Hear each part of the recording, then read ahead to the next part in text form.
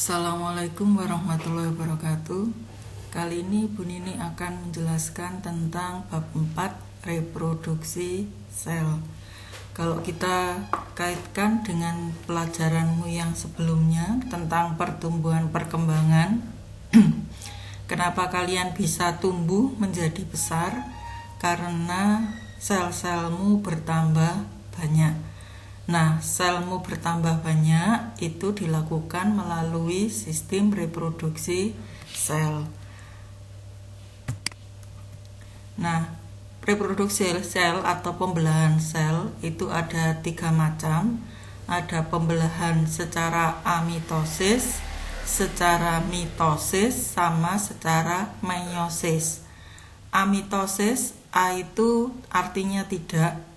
Mitosis mengalami tahapan-tahapan. Jadi pembelahan amitosis itu pembelahan yang tidak melalui tahapan-tahapan, alias pembelahan secara langsung.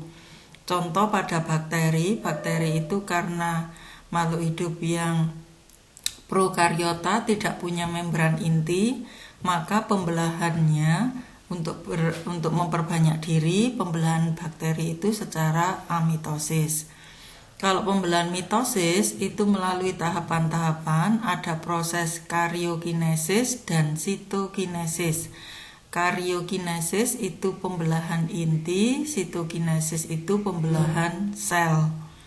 Contoh pada sel tubuh kita, seluruh sel tubuh kita itu membelah secara mitosis.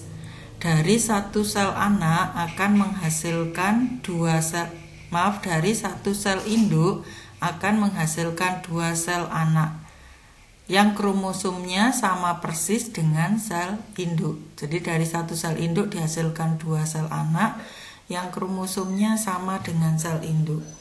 Kalau pembelahan meiosis itu melalui tahapan-tahapan, ada meiosis 1 dan meiosis 2. Contoh pembelahan meiosis itu ketika menghasilkan sel kelamin. Ketika menghasilkan sel telur atau sel sperma, maka pembelahannya secara meiosis. Pada pembelahan meiosis, dari satu sel induk akan menghasilkan 4 sel anak yang jumlah kromosomnya setengah dari kromosom sel induk. Kalau di sini tadi menghasilkan 2 sel anak, kromosomnya sama dengan induk. Kalau ini menghasilkan 4 sel anak, kromosomnya setengah dari kromosom sel induk. Ini yang contoh pembelahan amitosis pada bakteri. Pembelahan amitosis pada bakteri ini ketika bakteri itu mau membelah, dia melakukan replikasi kromosom, replikasi DNA. Jadi kromosomnya menempel begini, terus 2 kali lipat lebih banyak dia melakukan replikasi.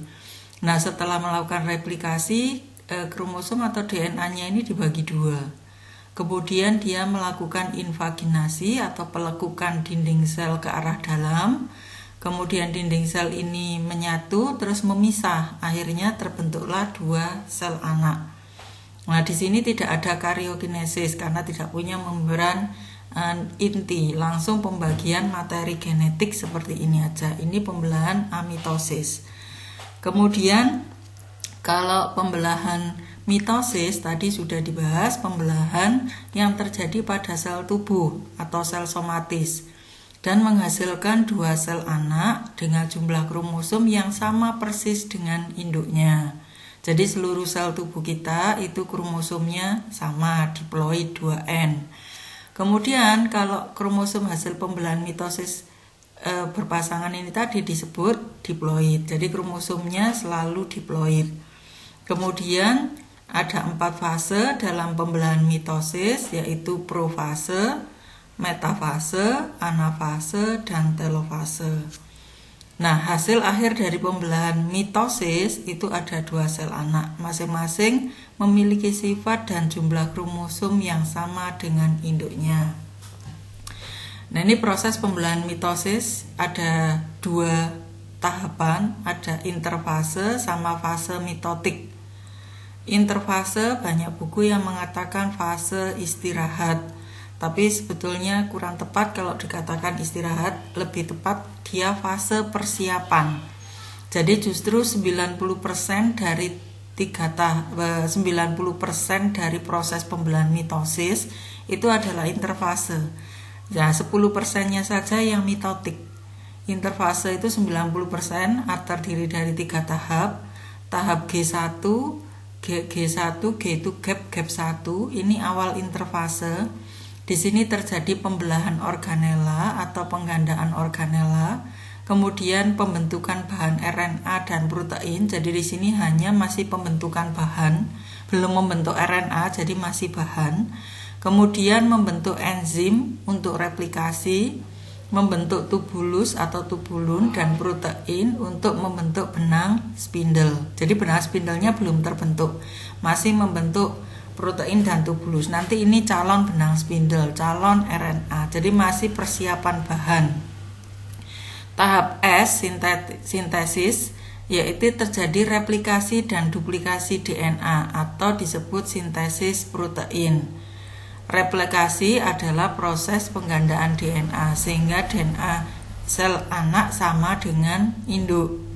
Duplikasi adalah proses penyalinan kromosom sehingga kromosom bertambah panjang. Sebetulnya replikasi dan duplikasi itu sama, tapi biasanya replikasi digunakan untuk DNA, duplikasi digunakan untuk kromosom. Kromosom menduplikasi karena RNA-nya melakukan replikasi. Jadi sebetulnya ini dua hal yang sama.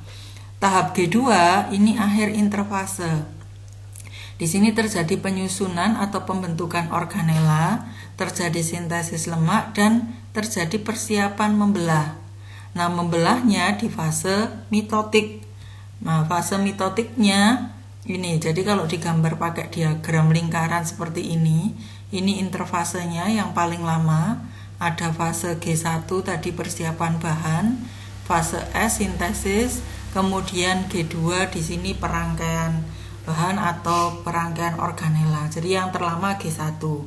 Nah, fase mitotiknya cuma 10% ini. Jadi cuma sebentar.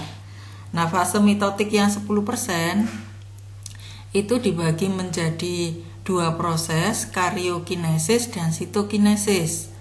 Karyokinesisnya ada 4 tahap, profase, metafase, anafase, dan telofase. Kemudian sitokinesis pembelahan sitoplasma, karyokinesis pembelahan inti. Nah, kita bahas satu persatu. Yang pertama profase. Ciri dari profase, di sini kromosom mulai memendek dan menebal. Jadi ketika belum terjadi profase, kromosom itu unten yang panjang tidak terlihat karena tipis, tidak terlihat. Nah, mulai kelihatan itu ketika profase mulai memendek dan menebal. Pada sel hewan, sentriol membelah, jadi seperti bintang itu membelah, dan masing-masing menuju ke kutub yang berlawanan. Kemudian terbentuk benang spindle. Lalu kromosom terdiri dari 2 kromatid. Lalu membran nukleus hancur atau hilang. Sebetulnya kromosom itu sejak awal sudah terdiri dari 2 kromatid. Kemudian tahap berikutnya metafase. Metafase paling gampang cirinya karena hanya 1 kromosom berkumpul di bidang ekuator atau di bidang pembelahan. Jadi di tengah-tengah. Anafase, sentromer membelah diikuti terpisahnya kromatid. Kemudian kromatid menuju ke kutub. Telofase, tahap akhirnya, kromatid akan kembali lagi berubah menjadi kromosom. Membran nukleus akan terbentuk lagi yang tadinya menghilang. Terus terjadi sitokinesis. Nah, ini gambarnya. Tadi ini profase, sebetulnya ini interfase, yang ini profase. Ketika interfase, kalian bisa lihat kromosomnya ini panjang dan tipis. Jadi biasanya tidak terlihat. Kemudian ketika profase, yang ini profase awal, ini profase akhir. Ketika profase tadi cirinya jadi kromosomnya menebal dan memendek. Jadi tadinya ruwet seperti ini, akhirnya terlihat jelas ini. Ini contoh makhluk hidup yang kromosomnya cuman 2 pasang ini. Jadi 2 pasang panjang dan 2 pasang pendek. Jadi ini kromosomnya mulai menebal dan memendek sehingga kelihatan. Ini sudah terdiri dari kromosom yang lengannya kembarannya di sini.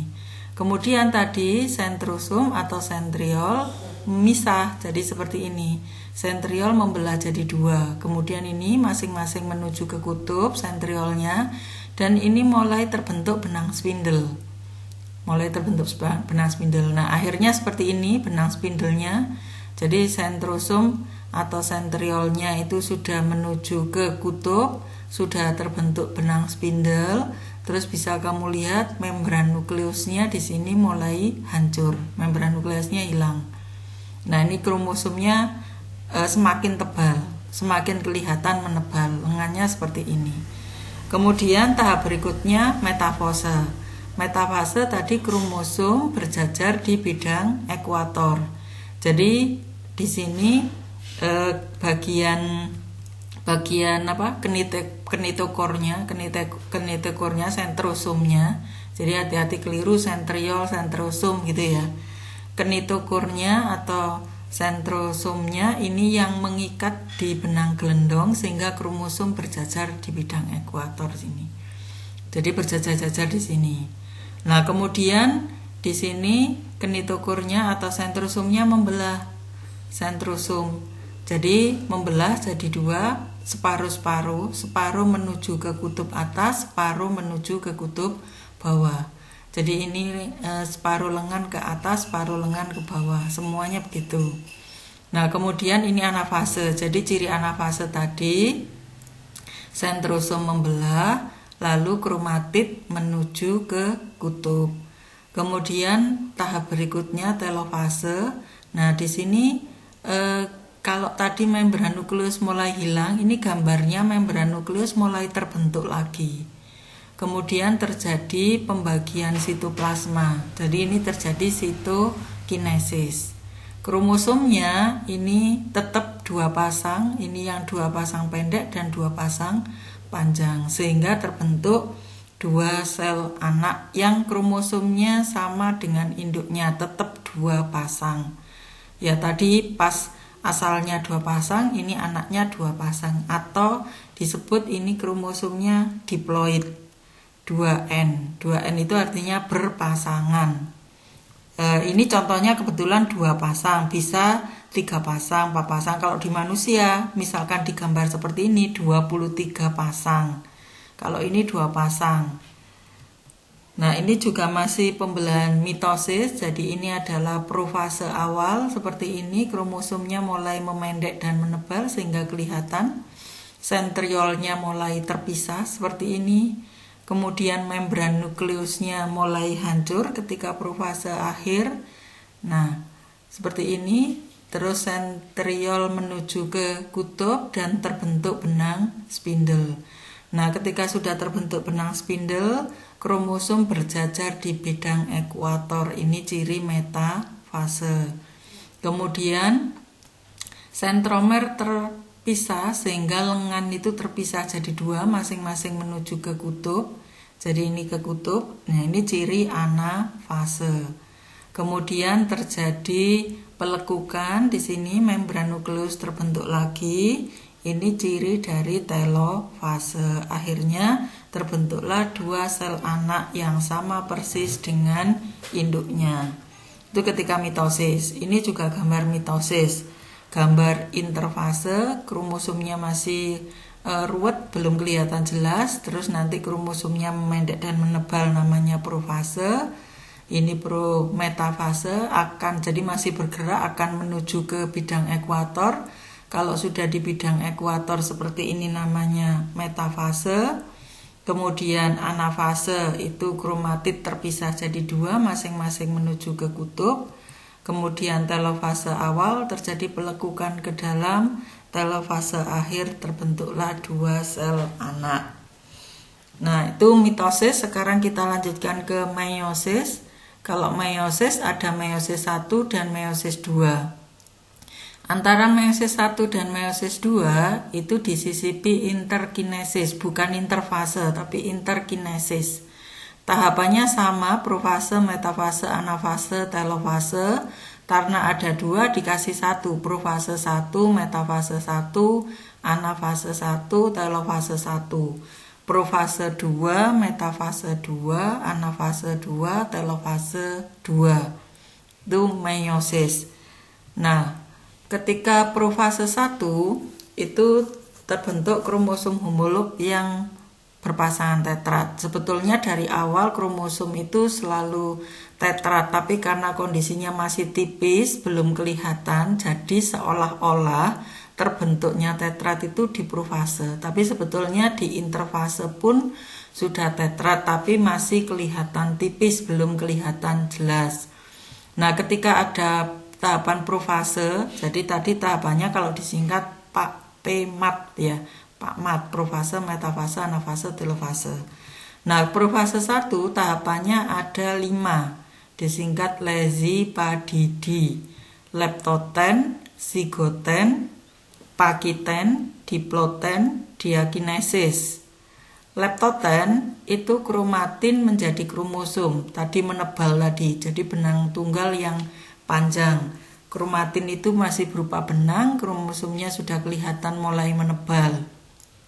Ketika zigoten, sentrosom membelah menjadi 2. Kemudian kromosom homolognya berpasangan dan biasanya terjadi sinapsis. Ketika pakiten, kromosom melakukan penggandaan atau replikasi sehingga terbentuk kromosom berbentuk tetrat. Kemudian diploten, kromosom homolog bergerak, lalu terjadi pelekatan berbentuk X. Nah, pelekatan berbentuk X itu yang disebut kiasma atau persilangan. Nah, ketika terjadi kiasma atau persilangan, itu bisa jadi terjadi pindah silang atau crossing over. Nah, jadi terjadinya pindah silang itu ketika diploten ini. Diakinesis terbentuk benang spindle. Lalu membran nukleusnya lenyap, tetrat mulai bergerak ke bidang ekuator. Kemudian tahap berikutnya metafase 1, kromosom tetrat pada bidang ekuator, sama dengan tadi, jadi kromosom berada di bidang ekuator. Bedanya ini kromosomnya berbentuk tetrat.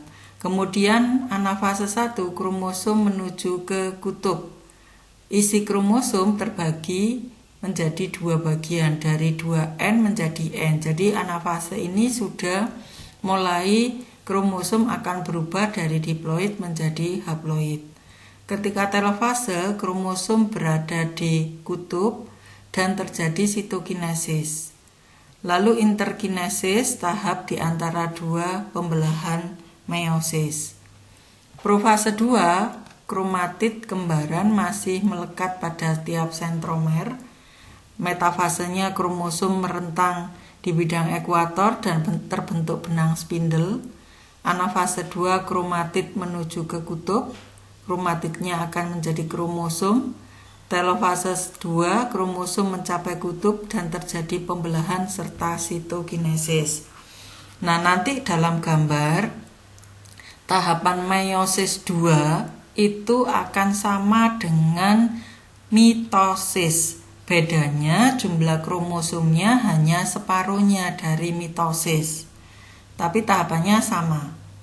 Nah, ini ketika meiosis 1, ini gambar meiosis 1, baik itu profase, metafase, anafase, sampai berikutnya telofase. Telofasenya belum tergambar di sini. Ini ketika interfase sama dengan interfasenya di mitosis.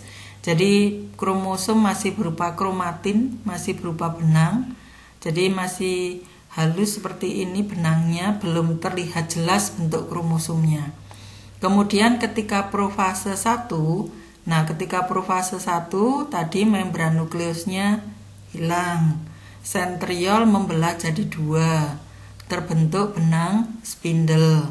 Kemudian yang dimaksud kromosom terjadi kiasma berbentuk seperti X sehingga menyebabkan terjadinya pindah silang itu yang gambar ini. Nah, ini harusnya kromosom ini kan sendiri-sendiri. Ini dia nempel. Nah, nanti ketika nempel, ketika dia berpisah, itu lengannya yang satunya ini nempel di satunya. Misalkan ini kromosom A, ini kromosom B. Lengannya kromosom A nempel di punyanya B, lengannya kromosom B pindah di A. Makanya namanya pindah silang. Jadi tadi ketika terjadi fase diploiden itu terjadi kiasma atau pindah silang. Ini yang dimaksud sister kromatid.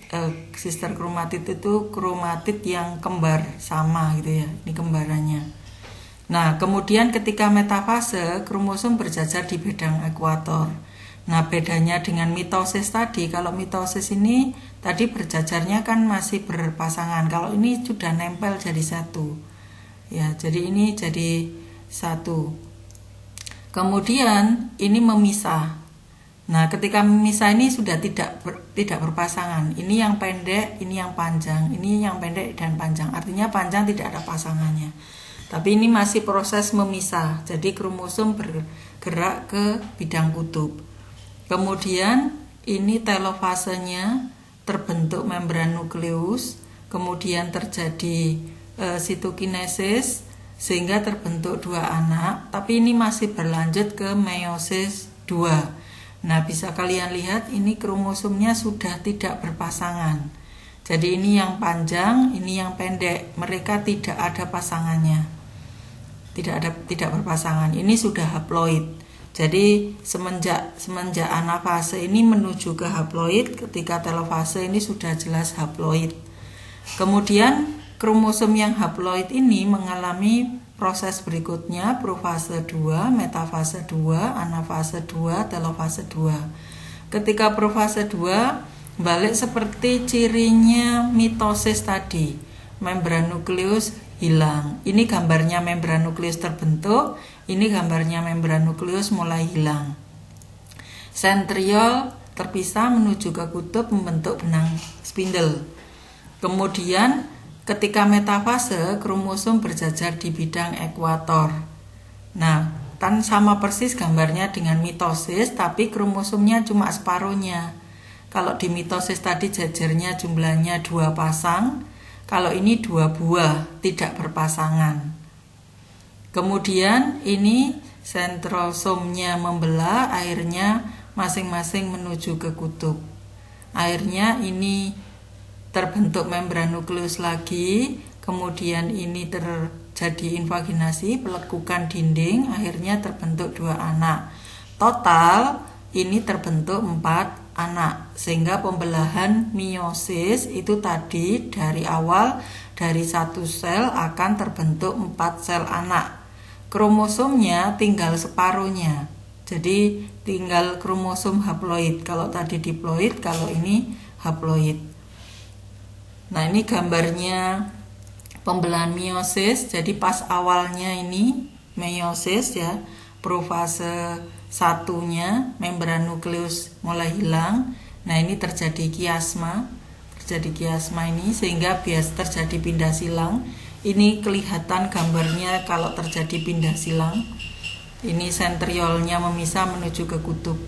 Lalu terbentuk benang gelendang. Nah, ini kelihatan kalau terjadi pindah silang. Harusnya yang ungu tua miliknya ini, yang ungu muda miliknya yang ini. Tapi ini ujungnya jadi ungu tua, yang ini jadi ungu muda. Ini contoh terjadinya akibat terjadi kiasma, kemudian terjadi pindah silang. Ini tahap metafase, kromosom berjajar di bidang ekuator. Kemudian anafase, kromosom menuju ke kutub. Kemudian telofase, di sini terjadi pembagian sitoplasma, sitokinesis, terbentuk 2 anak. Dilanjutkan ke meiosis 2. Ini telofase 1. Telofase 1 tadi kelanjutannya terbentuk 2 sel ini. Masing-masing sel mengalami profase 2. Jadi seperti ini. Ya, sentriol menuju ke kutub, terbentuk benang gelendang. Kemudian metafase 2, kromosom berjajar di bidang ekuator. Kemudian anafase, kromosom menuju ke kutub. Sebetulnya terjadinya pelekukan ini ketika telofase. Ketika telofase terjadi pelekukan, akhirnya terbentuklah 4 sel anak ini. Terbentuk 4 sel anak. Ini ada anak yang sifatnya agak berbeda dengan induk karena mengalami pindah silang atau crossing over. Kemudian ini juga masih gambarnya meiosis. Nah, ini ketika profase 1, metafase 1, ya, metafase 1, anafase, kemudian telofase, terjadi sitokinesis, kemudian akhirnya nanti terbentuk 4 anak. Nah, kalau disejajarkan perbedaan mitosis dan meiosis, ini bisa kamu perhatikan, ini sel induknya, parent cell, sebelum kromosom melakukan replikasi seperti ini. Kemudian setelah kromosom mengalami replikasi seperti ini kromosomnya, ini juga sudah mengalami replikasi tapi menyatu kalau meiosis. Jadi seperti ini kromosomnya disebut kromosom tetrat tadi. Jadi ini kromosom tetratnya gandeng seperti ini ya. Nah, kemudian kalau mitosis ini profase, gambar profasenya seperti ini, kalau meiosis gambar profasenya seperti ini. Profase 1. Kemudian metafase 1, nah kromosom berjajar di bidang ekuator seperti ini. Kalau ini berjajarnya seperti ini. Jadi tetrat tadi yang berjajar. Kemudian mengalami anafase, anafasenya tidak ada gambarnya di sini. Akhirnya terjadi telofase, terbentuk 2 sel anak yang sama persis dengan induknya. Kamu lihat ini sama dengan induknya tadi. Nah, kalau di meiosis ini mengalami meiosis 1 sampai ini, sel anaknya seperti ini sudah tidak berpasangan, jadi tidak sama dengan induknya. Cuma separuh kromosomnya haploid seperti ini. Nah, kemudian setelah mengalami meiosis 2, tentu saja tadi tahapan meiosis 2 sama, profase 2, metafase 2, anafase 2, telofase 2, terbentuk 4 sel anak. Bisa kalian perhatikan kromosom sel anak ini cuma separuh dari kromosom sel induk. Nah, ini kemudian kita terapkan ketika meiosis ini terjadi ketika membentuk gamet atau sel kelamin. Kalau mitosis itu ketika kita membentuk sel tubuh. Nah, sekarang di penerapannya di gametogenesis. Gametogenesis itu proses pembentukan gamet. Gamet itu sel kelamin. Nah, sel kelamin atau gamet itu ada 2 kemarin, sperma dan ovum. Kalau pembentukan sperma namanya spermatogenesis. Kalau pembentukan ovum namanya oogenesis. Nah, ketika pembentukan sperma, prosesnya seperti pembelahan meiosis. Ini spermatogonium yang diploid. Kemudian ini spermatosit primer masih diploid. Di sini tumbuh. Kemudian spermatosit primer ini mengalami pembelahan meiosis 1 sehingga terbentuk 2 spermatosit sekunder yang haploid. Jadi setelah meiosis 1 itu sudah haploid. Kemudian spermatosit primer mengalami meiosis 2. Jadi di sini proses meiosis 2-nya ini terbentuk spermatid. Jadi keterangan spermatid ini yang haploid untuk 4 ini. Kalau 2 ini namanya spermatosit sekunder. Nah, spermatid itu akan mengalami spermiasi. Spermiasi itu pematangan sperma dan mengalami diferensiasi, perubahan. Jadi yang awalnya bentuknya bulat mengalami diferensiasi sel dan pembentukan sel sperma atau gamet jantan yang haploid, akhirnya dari bulat mengalami diferensiasi jadi punya ekor seperti ini. Jadi dari 1 sel spermatogonium akan menghasilkan 4 sel sperma yang keempat-empatnya fungsional. Jadi biasanya sperma ini semuanya fungsional. Ini kalau dari 1 spermatogonium. Di dalam testis itu spermatogoniumnya banyak. Umumnya laki-laki sekali mengeluarkan sperma itu jumlah sel spermanya bisa berjuta-juta sel sperma. Jadi ini hanya kalau dari 1 sel. Proses pematangan itu kurang lebih memerlukan waktu 3 hari dari spermatogonium sampai terbentuk sel sperma itu kurang lebih 3 hari atau 72 jam. Nah, kalau gametogenesis pada betina, oogenesis, pembentukan sel telur, fasenya sama, jadi asalnya dari oogonium yang diploid. Oogonium itu akan membentuk oosit primer, jadi tumbuh ini masih diploid juga. Nah, baru oosit primer mengalami pembelahan meiosis 1. Nah, ketika mengalami pembelahan meiosis 1 untuk sel telur itu besarnya tidak sama. Yang satu besar, yang satu ini kecil. Nah, yang kecil biasanya tidak berkembang, maka dia disebut badan kutub pertama atau haploid. Ada yang menyebut badan kutub, ada yang menyebut badan polar. Nah, ini oosit sekundernya. Oosit sekunder akan membelah secara meiosis 2,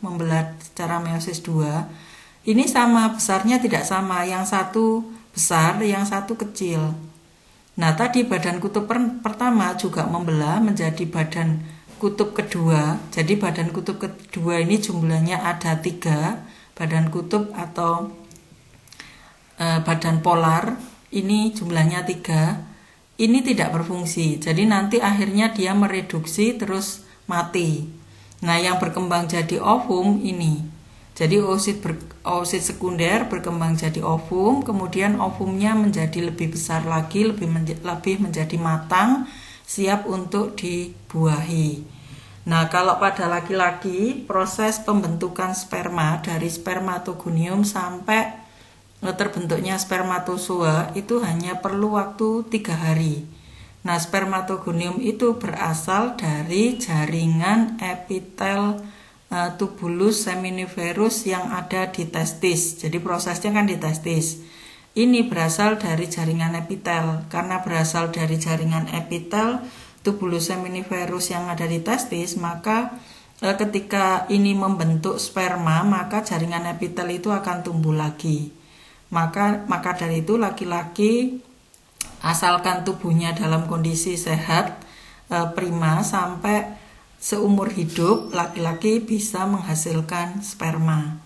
Nah, tapi beda proses oogonium, proses pembentukan ovum. Ketika proses pembentukan ovum, oogonium ini terbentuk ketika bayi perempuan masih berada di dalam tubuh, itu sudah terbentuk oogonium dan jumlahnya ada jutaan. Kemudian setelah perempuan itu memasuki pubertas, ketika dia awal mengalami fase menstruasi, oogonium itu baru berubah jadi oosit primer. Jadi oosit primer ini terbentuk ketika sudah pubertas. Nah, oosit primer yang tadinya berasal dari oogonium yang jumlahnya jutaan, oosit primer ini tinggal sekitar 400-an. Tinggal sekitar 400. Nah, setiap sebulan sekali mengikuti siklus menstruasi, oosit primer itu berubah jadi oosit sekunder. Nah, jadi berubahnya oosit primer jadi oosit sekunder itu perlu waktu kurang lebih 28 hari atau 1 bulan sekali. Nah, oosit sekunder akan matang menjadi ovum. Dari oosit primer menjadi ovum itu 1 bulan sekali. Nah, ovum keluar sebulan sekali, itu yang namanya ovulasi. Satu kali keluar hanya 1 ovum. Jadi kalau perempuan mengeluarkan sel telur itu 1 kali keluar hanya 1 sel telur. Nanti ini lebih besar dari sel sperma karena ini besar sendiri. Yang lainnya jadi badan polosit. Jadi kalau sperma 1 kali laki-laki mengeluarkan sperma tadi jutaan. Tapi kalau perempuan sekali mengeluarkan sel telur itu hanya 1. Kemudian kalau spermatogenesis itu kurang lebih hanya terjadi dalam waktu 3 hari. Kalau ini oogenesis itu terjadi bertahun-tahun. Jadi ketika oogonium masih janin, oosit primer ketika pubertas, oosit sekunder jadi ovum itu 1 bulan sekali. Jadi perlu waktu yang lama. Dan jumlahnya terbatas. Jadi kurang lebih tadi jumlahnya sekitar 400. Kalau 1 bulan sekali keluar, maka setahunnya keluar 12. Maka 400 itu kurang lebih habis sekitar 15 tahun itu habis. Makanya ketika perempuan usia sekitar 50 tahun nanti oosit primernya itu bisa habis sehingga tidak mengeluarkan ovum lagi atau tidak mengalami menstruasi lagi, maka itu disebut fase menopause. Jadi beda dengan proses terbentuknya spermatogenesis. Nah, jadi perbedaannya kalau spermatogenesis dari satu spermatogonium terbentuk 4 sel sperma yang keempat-empatnya fungsional dan ini berlangsungnya kurang lebih hanya 3 hari. Kalau oogenesis dari satu oogonium hanya terbentuk 1 ovum yang fungsional. Nah, 3 badan polar atau 3 badan kutub yang tidak fungsional. Ini yang nanti akan mereduksi atau mati. Dan ini prosesnya lama, bisa bertahun-tahun. Itu kalau pada manusia, contoh pada manusia. Sekarang kita lanjutkan proses pembentukan sel kelamin pada tumbuhan. Mikrosporogenesis itu pembentukan sperma pada tumbuhan. Asal muasalnya dari sel induk mikrospora mengalami pembelahan meiosis 1 dan 2 sehingga terbentuk 4 mikrospora, hampir sama dengan sperma tadi. Nah, 4 mikrospora ini tetrat, kemudian 4 ini memisah jadi satu persatu, maka jadilah serbuk sari atau polen. Kita kenalnya serbuk sari itu. Nah, ketika serbuk sari itu jatuh di kepala putik, maka serbuk sari itu akan membelah secara mitosis. Jadi membelah secara mitosis setelah melakukan penyerbukan. Nah, secara mitosis jadi 2 sel karena mitosis. Kalau meiosis jadi 4, kalau mitosis jadi 2. 1 jadi inti vegetatif, ini namanya vegetatif, nanti tidak kawin. Satunya jadi inti generatif. Pada angiospermae, inti generatif nanti membelah secara mitosis lagi. Sehingga ada inti generatif 1 atau sperma ke-1 dan inti generatif 2 atau sperma ke-2. Nah, inti vegetatif, jadi ada 3 sel, ini inti vegetatif, inti sperma 1, inti sperma 2. Inti vegetatif itu nanti fungsinya hanya sebagai pembuka jalan. Pembuka jalan, membuat jalan, tempat lewatnya sperma 1 dan sperma 2. Ketika setelah terjadi penyerbukan. Nah, nanti kalau sperma itu akan ketemu dengan sel telur, maka terjadi pembuahan. Ini yang makrosporogenesis. Makro itu besar, sporogenesis jadi pembentukan sel telur pada tumbuhan. Umumnya sel telur makhluk hidup, semua makhluk hidup, baik tumbuhan, hewan maupun manusia, sel telur lebih besar daripada sel sperma. Maka sel telur itu disebut makro. Kalau sel sperma disebut mikro. Nah, asal muasalnya sama, sel induk megaspora mengalami pembelahan meiosis 1 dan 2 sehingga terbentuk 4 megaspora. Sama dengan sel telur tadi, yang 3 digenerasi, hanya 1 yang fungsional. Nah, bedanya dengan manusia, kalau manusia sudah selesai sampai di sini, 1 fungsional jadi ovum. Kalau pada tumbuhan, 1 yang fungsional ini akan mengalami pembelahan mitosis sebanyak 3 kali. 1 kali pembelahan mitosis menghasilkan 2 sel. Kalau membelah mitosis sebanyak 3 kali, maka akan menghasilkan 8 sel. Nah, 8 sel yang dihasilkan itu, yang 3 jadi antipoda, yang 2 jadi inti kutub, atau nama lainnya inti kandung lembaga sekunder. 1 jadi ovum, 2 jadi sinergit. Kalau digambar seperti ini proses makrosporogenesisnya, yang ke kiri ini mikrosporogenesisnya. Nah, bisa kalian perhatikan makrosporogenesis itu terjadi di putik. Nah, di dalam putik itu ada ovul bakal biji, ada sel telur. Nah, tadi mengalami pembelahan meiosis, jadi megasporanya mengalami pembelahan meiosis sehingga terbentuk 4 sel ini. 3 digenerasi hanya tinggal 1. Satu sel ini intinya membelah secara mitosis, dari 1 ini jadi 2, 2 jadi 4, 4 jadi 8. Mitosisnya sebanyak 3 kali. Nah, 8 sel ini jumlah titiknya ada 8. Yang 3 ini yang jadi antipoda. Kantung embrio di dalam ovul ini antipoda. Kemudian ini inti kandung lembaga sekunder. Kemudian sel telurnya cuma 1 ini. Sel telurnya 1 di bawah ini, pendamping sel telur kiri dan kanan, ini sinergit. Nah, kemudian yang inti kandung lembaga sekunder yang ada 2 sel ini melebur jadi 1, maka ini namanya sel endosperm, N plus N. Jadi ini dalam 1 ini saja yang diploid, sel telur haploid, endospermnya diploid. Nah, kemudian kita bahas dulu yang pembentukan sperma atau mikrosporogenesis berasal dari kantong sari. Di dalam kantong sari ini tadi ada mikrospora yang mengalami pembelahan meiosis sehingga terbentuk tetrat, masing-masing memisah. Ini namanya serbuk sari. Nah, ketika serbuk sari ini jatuh di kepala putik, serbuk sari ini mengalami pembelahan mitosis tadi jadi inti vegetatif ini dan inti generatif. Inti generatifnya mengalami pembelahan mitosis lagi sehingga inti generatif atau spermanya ada 2. Nah, yang membentuk buluh panjang ini awalnya pendek seperti ini, lahirnya panjang seperti ini sampai di depan mikropil. Mikropil itu lubang kecil masuknya sperma nanti. Ini yang membuat jalan ini inti vegetatif tadi, yang membuat tabung polen ini. Yang membuat tabung polen inti vegetatif. Nah, inti generatifnya yang sperma 1 membuai sel telur, jadilah embrio, jadi zigot, jadi embrio. Kemudian sperma yang kedua membuai endosperm.